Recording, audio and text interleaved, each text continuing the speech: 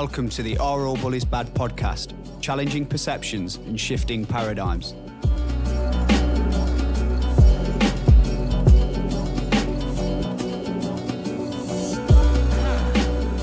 Hey guys, it's Simeon and Callum again from the AABB Bullies Bad Team. On this episode, we're going to be discussing the dangers of comparison. And that is the dangers of comparing your own life to other people's lives around you and judging their success and your success. And it can be quite a dark or deep area. So yeah, let's go. Yeah, guys, as always, we really appreciate your feedback and your comments. They all get read and we use them to make the podcast more relevant. So we've got the Gmail, which is the AABB Team @gmail.com. We've also got the YouTube channel, which we hope you guys are listening on now. And if you are, don't forget to subscribe. It's AABB Team. And then we've also got the Instagram, and it's @AABB Team. So as always, thanks for the feedback and the comments. We really appreciate it. We appreciate you listening. Mm-hmm. So let's get into it, Sim. Yeah, let's do it. We all know that most people in life, they have an idea of where they want to be, I guess, or something that they want to aim to achieve. But more often than not, and I know I do it, we find ourselves comparing our lives to the life of others who has nicer things or seem to have nicer things, are doing better things than us. And this week, I guess we're just going to go into discussing why it is that we sometimes lose focus on our own life and focus on others, and how we can stay focused on our own ambitions, dreams, goals, whatever that may be. So, yeah. Yeah, great introduction there, Sim. And to be honest, this topic is something that I've struggled with, like, since early childhood. Like, you know, it starts in the playground, it starts at school. Yeah. You're always looking out to all the other kids at what they've got, and it never kind of leaves us. Yeah. But one of the big things I'd always say is, more often than not, when we start to compare ourselves against other people, straight away we're setting ourselves up for failure. Exactly, yeah. Because you are not the other person, and everybody is on their own journey, and there's reasons why they've got what they've got. And rather than be a little bit jealous, maybe we can use the people that we're comparing ourselves against as inspiration to try and learn from them people. Yeah. And it's a dangerous thing if you use comparison to judge or base your own level of success. Then me personally, I don't think you're ever going to be truly happy or truly satisfied. Because there's always going to be, before I go on to say what I'm going to say, I totally agree with that comment, because there's always going to be someone that has better things or is further ahead in life than you. Definitely. Or no matter what level you get to. When have you ever compared yourself against somebody that's probably seen as not doing as well as you? Oh, you never you do don't it. do You it. don't do it, no. You just don't. No. You're always on the prowl for those people that have got what you want. Yeah. And because they've got what you want and you're comparing, then it means you haven't got that yet. So you're always going to be putting yourself down and selling yourself short. Yeah, that's true. I mean, not only that, I mean, sometimes for me personally, you have to wonder, how have they gone about getting those things? Because we're looking at some people thinking, oh my God, they've got an amazing house. Oh my God, they've got an amazing car. They've got an amazing this, that, the other. The list goes on. Sometimes you don't know how they've actually got it. They might have gone out and had to break the law to gain these things. And I know in the past, I'm not trying to turn my nose up, I've actually done those things myself and I'm not proud of it, but some people do some horrible and strange things to gain what we would call luxuries. They do, yeah, they do. And it's how bad you want it, you know. We've all got a moral compass, but if you want those things in life, there's a right way of doing it and a wrong way of doing it. Yeah. And I honestly think that if you do obtain sort of material possessions in the wrong way, then eventually the guilt will eat you up inside, and you will lose what you've gained. Yeah, it's true. So it's always best to do it the right way. Yeah. But also just touching on the idea of sort of looking at people's houses and clothes and cars and things like that.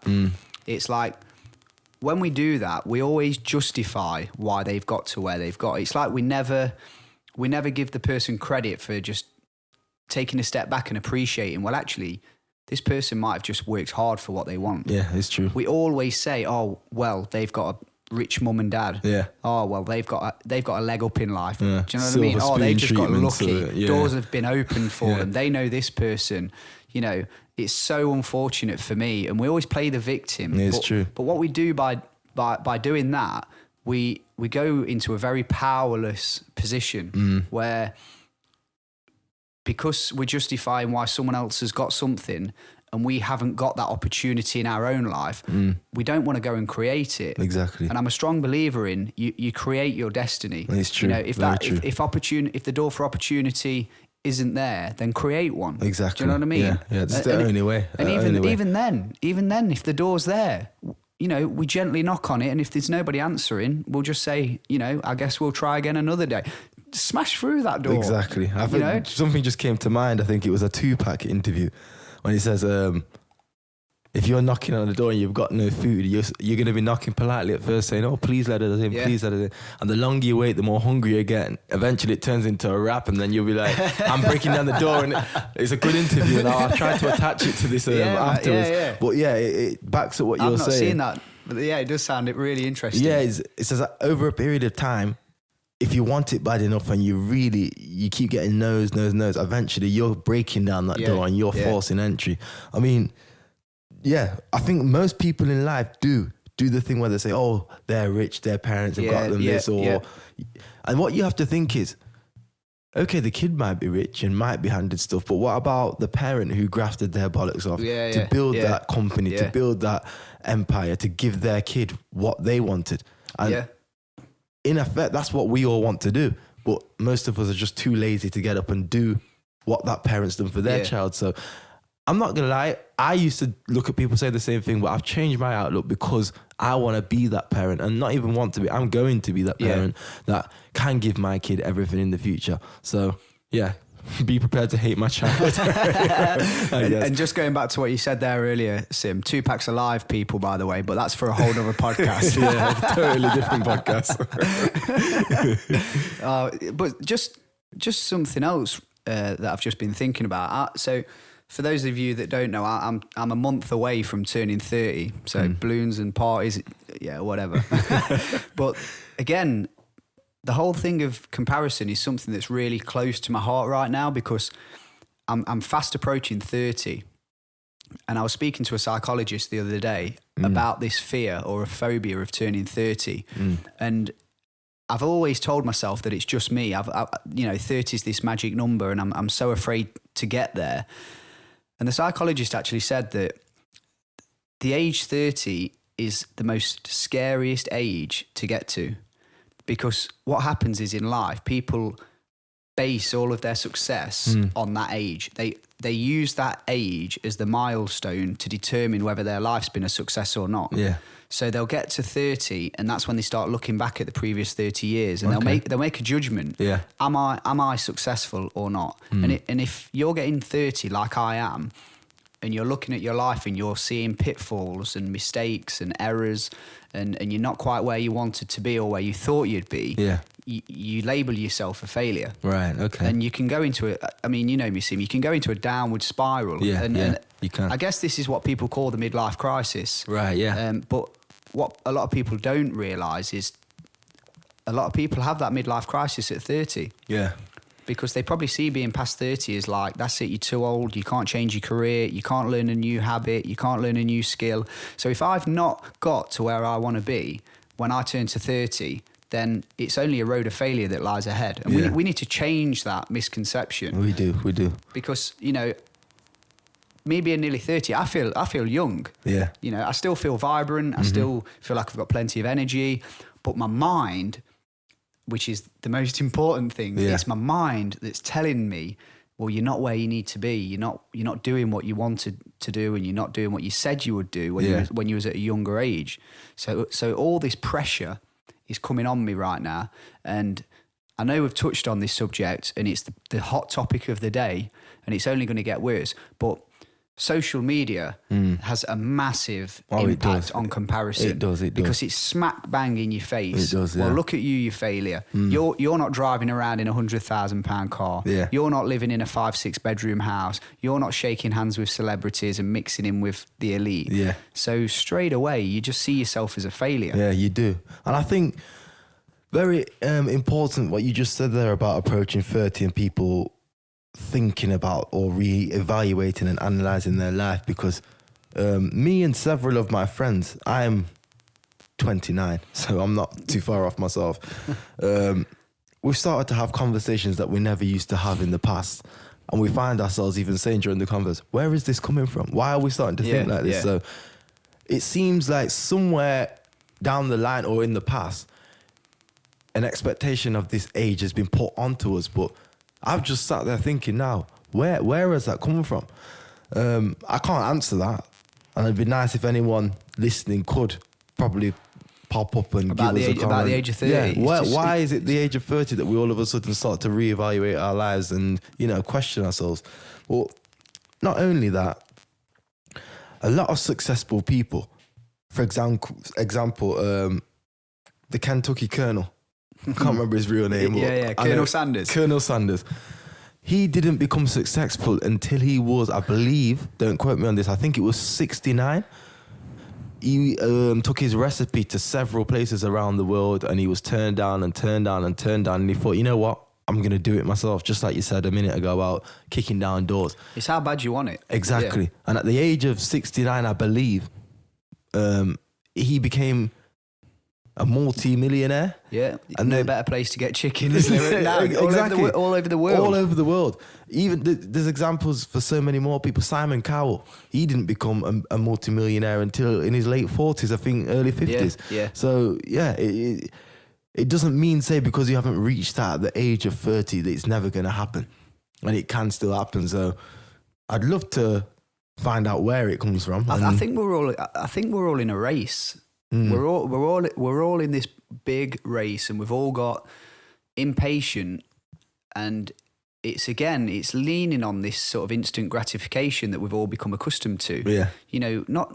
I'm not just talking about social media here. I'm talking about like apps on your phone where, you've just got to slide or click a button and bang, you're in, you've got something. And I think what happens is that's slowly filtered down into our subconscious mind that all we've got to do is this little thing and we'll get to where we want to be. Yeah. When in reality, if you look at those people, like you've just said there, Colonel Sanders, Simon Cowell, if you actually look at their life, it wasn't an overnight success. No, not it was at all. never an overnight success. They've started way, way early in their life, and they've just kept at it and kept at it and kept at it.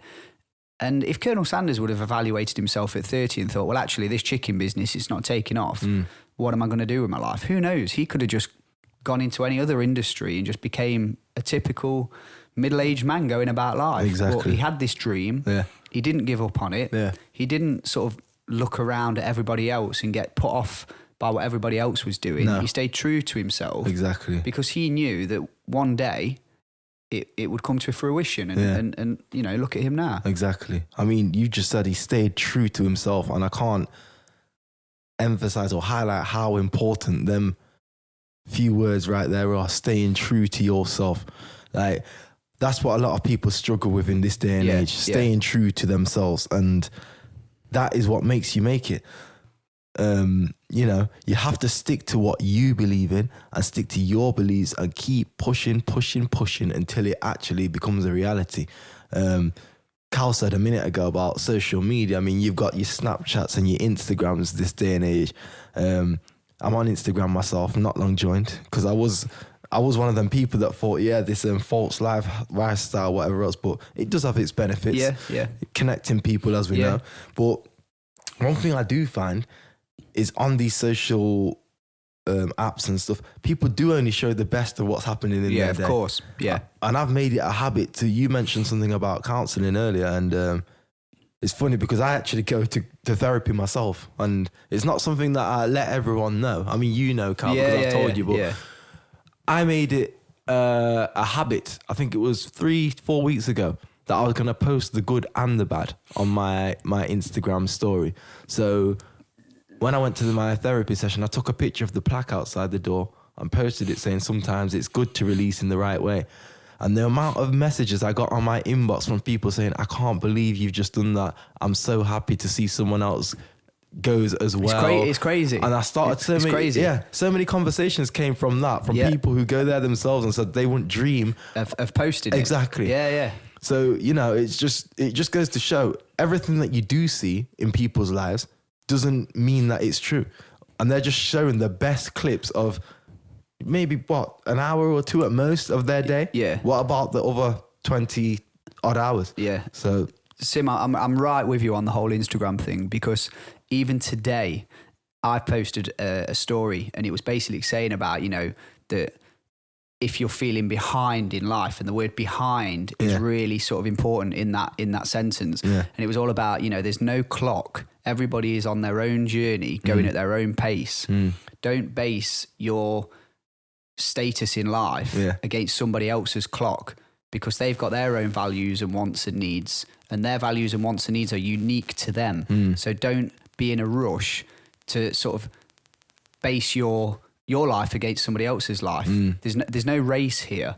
And I posted that, and you know, within about 10 minutes I had 4 different people direct message me saying, oh, I'm really glad I needed to hear that today. Yeah. And it kind of just set something off in my mind that was like, you know, wow, if an unknown guy like me can post something and a handful of people get back to me within 10 minutes, you know, this is clearly an issue. Yeah, of course. There's clearly more people out there, just like me, that are scrolling through Instagram, looking at what everybody else has got, which, like you've just said, it's only the best in their life.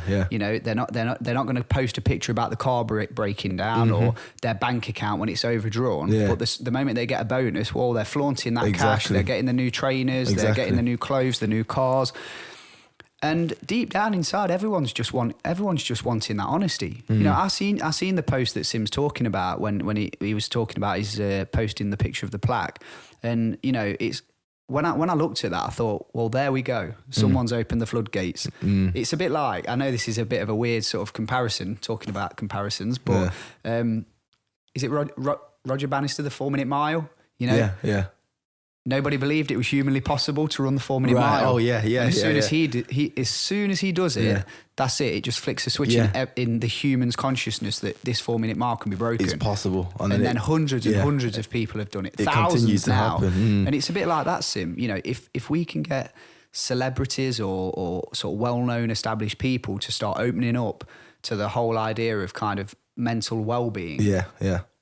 And the dangers of comparison and everything we're talking about in these podcasts, you know, then we open them floodgates a bit by bit until eventually it's on everybody's lips and nobody's afraid to show the failures in life. Oh, for real, yeah. Give me a failure any day. I can learn from that. Exactly. You know, give me a mistake. Show me somebody that's struggling in life and I can learn from them. But you keep showing me pictures of Lamborghinis and big houses. Yeah, it's nice to look at, but eventually it just wears thin. It's just a fancy front door, a little bit of gloss, you know. Exactly. And you know, you just said something about we need the celebrities, and I want to give a shout out to Tyson Fury right now, because I know after his last fight, he gave a speech on how he was depressed and down, and he basically says, brilliant, it was amazing to see, and we need to see so much there more you go. of that He's kind of opened the stuff. Floodgates, Exactly. He says, if I can do it, anyone can do it. And that message sat with me. It's obviously, I've just brought it up, so it's still in there. Exactly. You know, so if we could get so much more of that, that's where the world would start to become a better place. True. I was going to say, well, not gonna, I'm saying, you know, there's even times that I get down and I start to think, you know what, I've not reached where I want to be and I wanted to do this by then. And I start to overthink. And I actually did this, not last week, 2 weeks ago. It come to a Sunday and I was starting to feel a bit low and I was overthinking. And I said to myself, this week, I'm not going to go on social. You know, I was making it the habit of posting every day, several videos, looking at everyone's feeds and whatever else. And I said, this week, I'm not going to go on social. And I didn't. And I started to focus on me. I even went about writing down a certain few things that I want to achieve, and got back into the habit of focusing on myself and feeding myself what I need. And literally for 7 days not going on social media, I felt so good afterwards. I felt so energized and ready to go again. And I don't know if that will work for everybody, but it's a technique that I tried myself. And just not watching other people, I felt so much better for it. So, you know, maybe that's something that I can encourage people to go and try and let us know how it went for you. I think it's the detox thing. I think it's you have to do it every so often. You know, people take breaks away. We go on holidays. But you know, you see people going on holidays nowadays, and they're on the beach, they're around the pool, and they've got the phones out on social media. So what you're doing, you're going on holiday to post pictures to impress people that you don't even know. And how crazy is that? And most of the people don't even care about you. Put the phone down, focus on yourself, spend quality time with your family. And that will give you such a better, longer lasting internal feeling than any material possession could ever give you. And this is the thing, you see, we're spending so much of our time looking around externally on what other people have got. And it's detrimental to our health and to our well-being, because we're just seeing ourselves as failures. Exactly. You are never going to sit and compare yourself against someone that has less than you. And I personally think it's a good thing if you're inspired by people that have got more, that are in the place that you want to get to. Inspiring, but only if you're inspired by them. Don't be jealous of them. Don't hate on them. Don't try and justify why they've got there. Just appreciate they're there. Try and learn. Try and look at... Because a lot of people nowadays, I've noticed, when they are very successful, they're more than happy to give advice and to help people get to where they've got to. But more often than not, it's the people that are sitting there at home and criticising these successful people. They're not willing to do what that successful person did to get to where they want to be. Don't want to get off their arse, do they? They don't. They'd rather sit in front of the Xbox or the PlayStation, moan and grumble all day, than actually switch it off, read a book, do some research on the internet, build a business. Do you know what I mean? And it's easier just to sit back and say, oh, well, poor me. I didn't have the rich mummy or daddy. Doors weren't open for me. It's too easy. And I think, a lot of people find that excuse and just live with that. I was listening to a TD Jakes speech. TD Jakes. I was listening to him on the way here. On the way here. Yeah. I was just getting some inspiration. Well, that's what I was doing on the way. That is weird. So, but he was basically saying, what was we just saying a second ago? About people that not wanting to get up and actually go into action. Not wanting to get up, And he was saying there's a class of people or a group of people who literally sit down, like you said, on their computers. Some people sit down and not even feel sorry for themselves. They just accept that they're not going to do anything with their life. And they say, what he actually said was, my father was in jail, my father's father was in jail, I'm going to jail, I've been in jail, and this is my life. And people just accept things on themselves that they don't even have to accept. It's that powerless, it's the powerless thing. It's the whole idea of being powerless. And I don't know if anybody out there has ever done any sort of any work on like culture development, but I went on a course and there was a brilliant thing on the course called the accountability ladder. And at the bottom of the ladder, it was powerless, where you're blaming everybody else. You're the victim. And then at the top of the ladder was powerful, where you're owning it and getting on with it.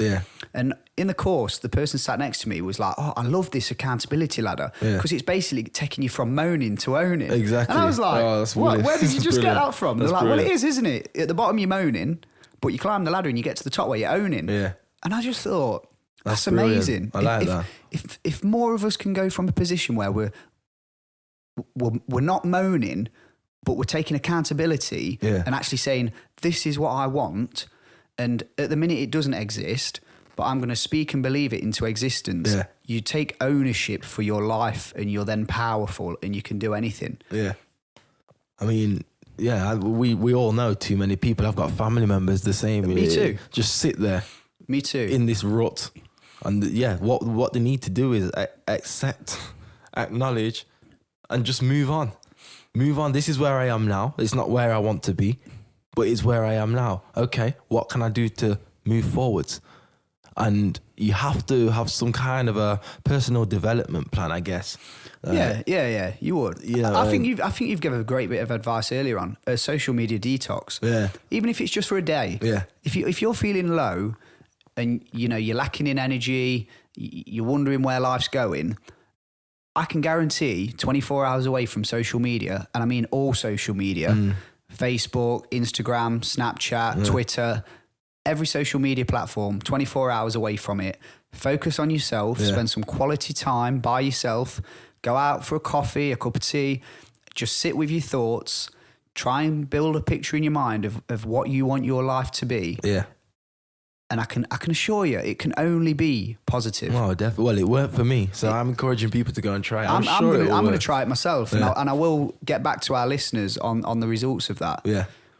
And if anyone else has tried it or is going through a similar thing, please feel free to comment or share your views or thoughts and what you think it did for you or how you feel now. We would really appreciate it. Yeah, we always try and read the comments on all of our podcasts, and they're what make the podcast better, I think. Of course. And to give us that interaction with our listeners is brilliant.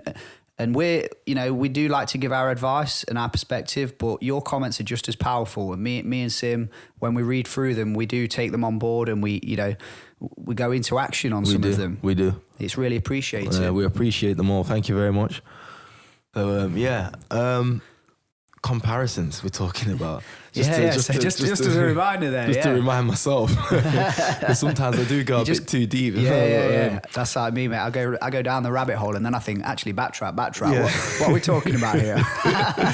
So again, I believe if you focus on yourself, everyone has these ideas and thoughts. Everyone in the world, it's undeniable. No one can't tell me that they don't think every day about something or an idea or something that they should do. But the difference is, and I don't know the proper percentages, but I do read a lot on it, it's only a small minority that act on these ideas. And then those people do actually become a success, or, I'm not saying you're going to be a millionaire, but you can make a nice, successful running business from the ideas that you have if you choose to pursue them. So I'd encourage us. And it's not something that I'm not trying to do myself or practice in myself, because I do these things. So I would never go and tell someone to do something that I'm not trying to do. Yeah. I encourage you to look at yourself, ask yourself what you want, ask yourself how you're going to get it, and then make a plan of how to start going forward to release these things to yourself. Yeah. And it's the only way. I mean, like I said, we all have thoughts and ideas, but when they stay in your head, it's a bit hard to have them. I don't know. When they're in your head, I guess there's no good just keeping them in your head. You got to do something. They're just there, go into action, going over and over. Some of them you forget about, but when you put them on paper and it becomes spelling, it is literally like casting a spell. Yeah. That's it. That's why they call it spelling, man. That's the whole point. Yeah. And then it's action time. Cast you have that to do spell, something about it. Go into action. Yeah. Move. Do something. Be mobile. Yeah. Motivate yourself. Yeah. It's only positive, guys. I've just got just jumping in here. I've just got a quote here about comparison from Ralph Smart. Mm-hmm. Don't compare your chapter 1 to someone else's chapter 20. Comparison is one of the biggest causes of unhappiness. Bang on the money there. That's beautiful. And like what you've just said, Sim, ideas. Yeah. Don't compare your chapter 1 to someone who's living out their chapter 20. Exactly. The problem is, Sim, so many people don't even want to get to chapter 1 because they've already looked at someone at their chapter 20. Yeah. They've not even started writing down in their book. Mm-hmm. They've not even started the preface, never mind getting to chapter 1. Mm-hmm. If you've got an idea, like we said at the start, be true to yourself. If you've got a genuine idea and it's bubbling away inside, and when you think about it, it gets your heartbeat, it raises your body temperature, it makes your hair stand on end. That is your gut instinct telling you that you need to go into action. And the danger is if you just sit on that idea for too long, someone else will come up with that idea and they will be somebody that goes into action. Yeah. And you'll be one of the, how many times, I had that idea. I thought about that years ago. Exactly. Well, why didn't you go into action? Exactly. Why didn't you do something? No this could excuse. be you sitting on £1 million now. No excuse. something that me and Cal have been saying to each other over the last few weeks as well, because we do like to meet and have a chat, and we have been saying it's action time. It is action time. It's action time. And it's quite fitting that as we're recording this, we're coming to the end of 2018. So again, we're choosing to reflect. We're looking back on our year. We're seeing the highs and the lows, and we're evaluating on whether this year's been a success. And now for me personally, it's been a bit 50-50. The whole idea of, in January I turned 30 is playing heavy on my mind. Yeah. But 2019, it's action time. Exactly. It's action time, mate. Action time. And it should be for you too. So. Exactly. 2008. I seen something on the internet the other day about 2018 being a tough year for a lot of people. Yeah. Spiritual wise, it's like the clear out year. It's the year where sort of negative energies in your life are showing up to reveal themselves. Yeah. So it's clear out. It's time to get rid of all those toxic energies, those negative people. Yeah. Don't take the people from 2018 that are dragging you down into 2019. Yeah. Get rid before New Year and move forward with your life. And as Sim said, you've got an idea, go into action. Oh, definitely. Action time. Now's the time. Yeah. And I can assure you just one thing before we wrap up, that for every one person you're looking at wishing you had what they had, I can promise you there's at least 10 people looking at you wishing they had what you've got right now. Same thing. So appreciate what you've got. Yeah. Be grateful for it. Yeah. And there's a brilliant sort of strapline throughout the book, the Magic by Rhonda Byrne, the author of the Secret. Yeah. And it's basically like he or she who has more, who has a lot, will be given more. Yeah. He or she who has little will have whatever they have taken away from them. And the magic word there is gratitude. Yeah. It all comes down to gratitude. It does. Are you grateful for what you've got today? You have. Yeah. Because if you're grateful for what you have, you will get more. Yeah. If you're ungrateful for what you have, then you will have whatever you've got taken away from you. Yeah. And it's true. It's very, so very true. Very true. Not only that, I mean, you're saying if you're grateful, but it's like if you can manage what you have as well. Yeah. Because some people have management, little money, little apartments, little closets for clothes. They can't even manage that. You can't manage the little money you have. But then they're moaning that they want more. And they're moaning that they want more. So this is something that I've been researching a lot of late. You have to look after the little you have to be able to have any more. Yeah. It's impossible. You cannot manage little, you cannot manage a lot. So that's something else that you need to be able to deal with as well and accept. That just to the listeners, just while we're on the subject of management, just sort of look at what you've got today and just ask yourself, are you handling it? Are you managing it? There's a brilliant talk by Dr. Miles Monroe. Yeah. And he talks about, how God created man, but after he created man, he gave man a garden. He didn't give man a woman, he gave man a garden. Yeah. And it was all because he wanted to teach man how to manage the garden. Yeah. And only when the man had convinced God that he could manage the garden, God gave him something else. Yeah, a companion. That's what it's all about. So take a step back. If you're sat in a small apartment that's a bit messy and you're complaining, saying, damn this apartment, if only I had a huge house. Yeah. Well, you can't even manage the small one-bedroom apartment. Exactly. If you've got pots in your sink or clothes all over the house, you're giving the signal to God or whoever you believe in that I can't manage this right now.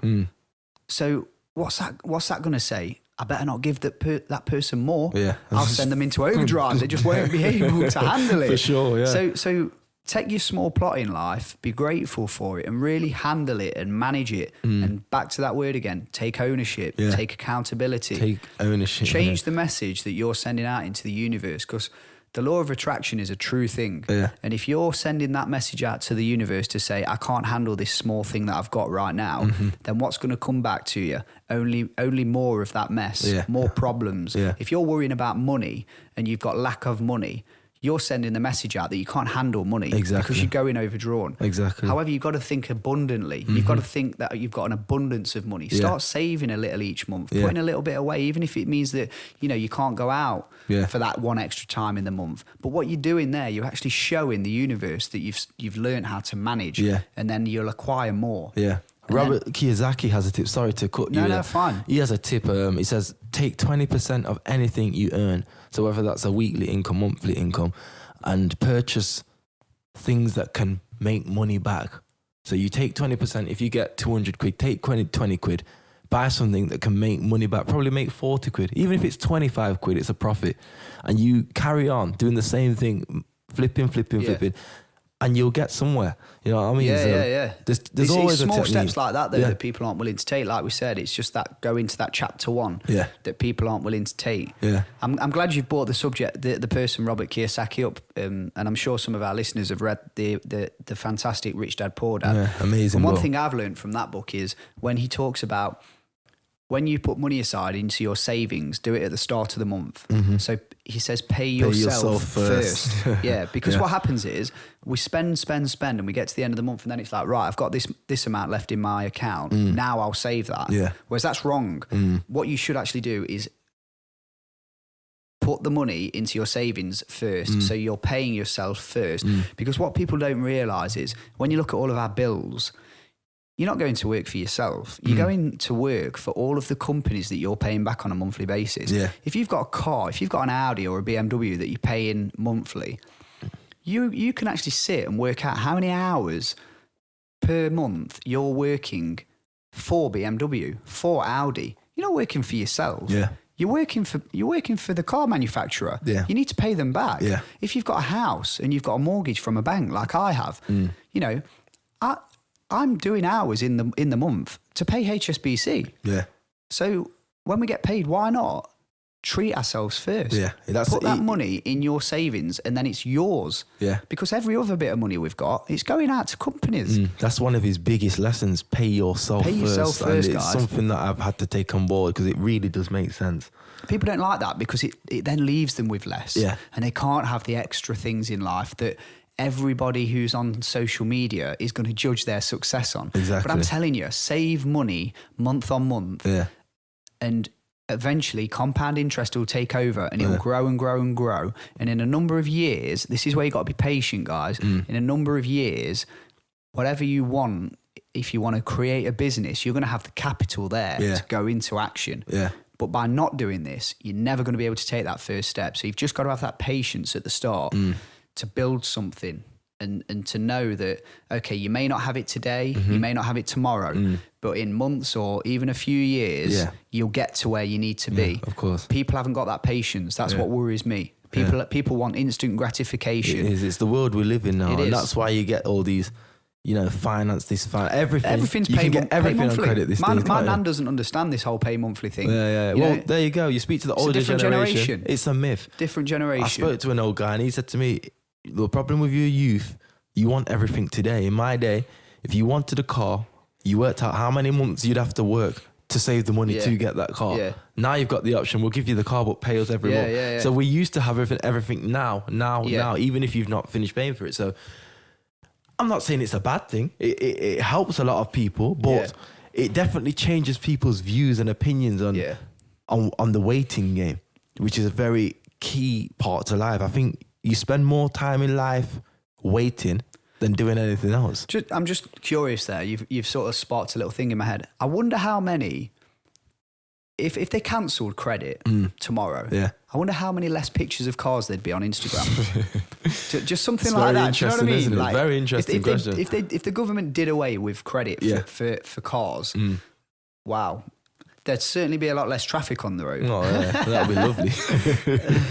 It'd be great. So don't let material possessions on people's social media sort of make you feel like you're behind in life, because more often than not, it's the people that are taking the Robert Kiyosaki steps that aren't posting online, and down the road, 5-10 years down the road. You're going to be sat looking on social media and suddenly this person's just going to come out of nowhere. Yeah, nowhere. Boom. They're just, there was a, I won't give names, but I used to work with someone as an apprentice, and they were so like prudent with money, you know, to the point where we really sort of give them a hard time about it. We'd be downtown every weekend, drinking, you know, blowing our money. Yeah. They'd be going into work, doing 12-hour shifts. But now now we're nearly 30. Yeah. I'm still minimal in the bank account, but this person, I'm just like in awe of them. Yeah. Because they're the ones that are now, I mean, the guy's just done a world tour with his partner, for God's sake. Yeah. He's driving around in the new Range Rover Velour. You know, I'm just looking, thinking, if only I had the discipline and the patience, and I wasn't so pressured into wanting everything now and wanting the latest designer clothes and things at a young age. If I'd have just stuck to my guns and just bitten my tongue and got through it, look at me now. Look where I could have been. So if that is you, by the way, then it's not too late to change that. Never too late. If you start today, Never. I'm telling you, in 5 years' time, you can be in a whole different space. In a year's time, you can be in a whole different space. At the moment, I'm reading a book called Practicing the Power of Now. I can't remember who the author is. Is it Eckhart Tolle? Yeah. I think it is, yeah. And it basically says, for those of us that do have plans, don't allow your plans to get you down. So practicing the power of now. Remember where you are now. Remember the feeling of how you feel now. Live in the moment. Because once this moment's gone, it's gone. Right? And if you live in the future or you live in the past and you forget about the moment that you're in now. That's all we've got. It's all we have. There's going to be a time that comes and you'll reach the future and you'll think, well, I don't remember any of that happening. And that's because you was never focused on the time that you was actually in. You was only focused on where you wanted to be or focusing on why you hadn't done this. Failure, the past, the future, I've got to be here or I've done that. Focus on the now. Be happy with the now or accept the now. You don't have to be happy with it. Accept the now. Live in the now. And then move on gradually, day by day, step by step, as we says, taking small changes bit by bit, and you will get there. Yeah, definitely. And the manufacturing industry, which I have a little bit in my background, they always talk about the value add in any sort of manufacturing plant or process. It's all about the value add. And what Sim's just said there, the power of now. In life, thinking in the future or thinking in the past is non-value add. It does not bring any value to your life. You've only got now. You've got this moment, this second. You can either choose to wallow in self-pity, play the victim, why me? Or you can go into the powerfulness of yourself and you can go into action. You can get that journal out and start writing a few ideas down, writing a few lines down. Go on the internet, get your laptop out, start researching. Well, if somebody's had the similar idea and they've gone into action, where did they go? Who are their suppliers? Who are their customers? Who are they appealing to? You know, start sort of researching, start learning more about what you're passionate about. We have phones at our fingertips. You've got the whole world of knowledge in your pocket. You have Google. You can ask Google anything. You have YouTube. You can ask YouTube anything. There's no excuse for not trying to do what you want to do. So I'm encouraging, like Carl says, anyone who's listening, who is at this stage, who is thinking, you know what, that's me. They're talking to me. Get your journal out right now. Don't even wait for another second. Get your journal right now and jot down number 1 and then act on it. Just small steps. And it doesn't have to be a massive thing either, does it, Sim? No. People often get this idea of goal setting as these huge goals. I've done it myself. I bought a journal on and it was all about goals. And I opened the first page and it said goals for today. There was 1 to 20. And that was it. I thought, I haven't got 20 goals. Yeah. But what I was doing, I was making my goals massive. How the hell am I supposed to achieve 20 goals in the day? Yeah. But after talking to people, I realised that the art of setting goals really is about, just starting small achievable goals. Yeah. So the first goal was to wake up on time. And that was it. Wake up at 5 a.m. Yeah. And normally, I'd snooze a little bit. But that day when I woke up at 5 a.m. without snoozing, tick. Yeah, did that. Exactly. Smashed it. Exactly. And it teaches your brain and your subconscious that, that you can actually get through your goals and you can achieve them. And then over time, push yourself. Yeah. Just push yourself a little bit and a little bit and a little bit. In my opinion, I think it's always good to create a goal so big that it scares the life out of you. Of course. Create it massively. But then what you should then do is don't just focus on that huge, scary goal. Yeah. As Gary Vaynerchuk says, reverse engineer it, break it down into chunks. Yeah, work backwards. And then little steps, and just, just to keep you on the right track. And if you do sort of falter and you do go a little bit off course, don't beat yourself up. No, not keep at the all. goal the same, keep where you need to be, and just take more steps to bring yourself back in line with your goal. Because we're all human. We're all human. And we all have our off days. Yeah. And we all take our knocks. But, you know, just get back on that path. Just set them little goals that are going to get you back on that right direction, and you'll be back there in no time. Yeah, for sure. And then people, as much as we say that we don't encourage comparison, we think it's quite a detrimental thing if you do it in the wrong way. Yeah. You will be the person that people are looking at and thinking, how did this guy do that? Yeah. How did this guy do that? And the people that are doing that, I hope that they're the sort of people that are inspired by you. But my gut instincts tell me that they're the sort of people that are going to look at you and be like, oh yeah, but they just had a door open for them. Yeah. Not realising they don't realise the hours you've put in behind the scenes, the knockbacks you've had, the failures you've encountered, the amount of time, the hours you've spent up at night because you can't sleep because you're worried, you know. But just keep on at it anyway. Just keep going. And I've always said, as Denzel Washington said, each one teach one. Don't keep it a secret. However you achieve your success, reach back and pull someone else up. Yeah. You know, it's very important that we sort of, we're open and transparent with other people that are trying. You know, don't make it hard for somebody who's making the effort. And that's pretty much all I'm going to say on this one, guys. I don't know if Sim's just got any sort of quick bites just to finish off. Yeah, no, just to roll over what you just said there. Like, you can do it, whatever it is. We can do it. We can achieve whatever we want, and good comparisons always good. So if you see someone in the position or place that you want to be, show gratitude. Be happy for that person. Feel the energy of happiness. Yes, they're doing well and I'm happy for them.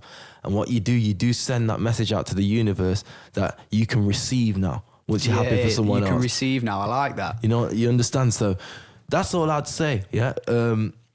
Focus more on ourselves, yourself. Do right by you. Do right by the people around you. And yeah, that's it. Okay, guys. So hopefully, I mean, we've gone quite deep there, Sim. I think we have, yeah.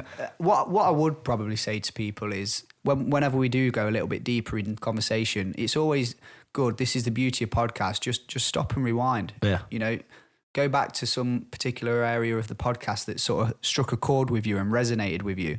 You've got us here to keep, you know, and it may not hit you now. You know, you might be listening to this and it might not make a lot of sense, but then, you know, you could be listening in a month or 2 months or whenever, and suddenly something actually then starts to make sense. You might find yourself comparing against somebody else, and you might just think back to this podcast and just learn a little bit from it and not let the whole thing of comparing yourself against others beat you up inside. You know, just like Sim said, believe in yourself. And if you've got that idea, I can't stress to you enough how important it is to go into action. The doors will open if you get your mind right, because you will attract those opportunities into your life. But you've just got to send the message out to the universe. Law of attraction. It's a law. It's not an idea. It's a law. If you say to the universe, I'm ready to receive, I'm grateful for what I have, you will get more. It's law. I don't need to say it anymore. No, you don't. Okay, guys, that's a wrap. So thank you very much for tuning in again. As always, your support is really appreciated. We really, really do like the feedback that comes through. It helps us make the podcasts even more relative. So if you do have any feedback or comments, I'll hand you over to Sim to take you through our social media platforms. Yes, thank you again, guys. And our platforms are, first we've got our email. It's the AABB Team. That's the AABB Team at gmail.com. We're also on YouTube. You can catch us at AABB Team. Please subscribe to our channel. Also, we're on the Instagram, and it's the AABB Team again. That's the AABB Team, YouTube, Instagram. Thank you, guys. Cheers, guys.